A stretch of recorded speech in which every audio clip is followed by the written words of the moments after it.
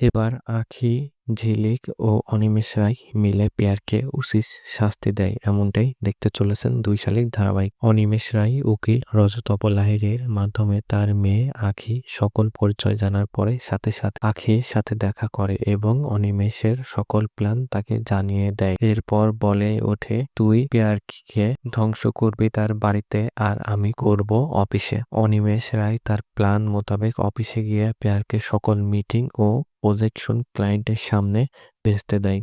আর সকল ক্লায়েন্ট অনিমেষ রায়ের প্রজেকশন দেখার পরে তার ওপর সকল আস্থা হারিয়ে ফেলে আর বলে ওঠে, আমরা আপনাকে আর বিশ্বাস করতে পারছি না, তাই আমরা আপনার এই কোম্পানিতে আর কোনো ইনভেস্ট করব না। এই বলে অফিস থেকে বেরিয়ে যায়। তখন পিয়ারকি পুরোপুরি পাগলের মতো করতে তখন অনিমেষ রায় পিয়ারকিকে এমন অবস্থায় দেখে খুশি হয়ে মনে মনে বলতে থাকে, আর কিছুদিন, এরপর আমি আমার কোম্পানি আমার কাছে চলে আসবে।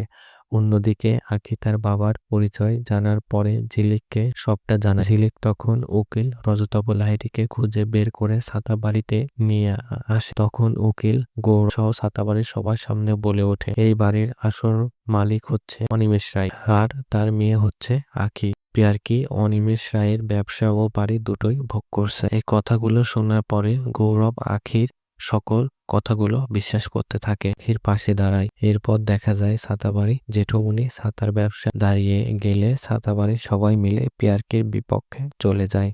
এমন অবস্থা দেখে বুঝতে পেরে তার অফিস ও বাড়ি দুটোই হাতছাড়া হয়ে যাচ্ছে, এটা পিয়ারকি বুঝতে পারে। তো ভিউয়ার্স, অনিমেষ রায়, আঁখি, ঝিলিক, ছাতাবাড়ির সবাই মিলে পিয়ারকি এর বিপক্ষে চলে গিয়ে তাকে উচিত শিক্ষা দিবে। এমনটা যদি হয় তাহলে আপনাদের দেখতে কেমন লাগবে এটার মতামত কমেন্টের মাধ্যমে জানান।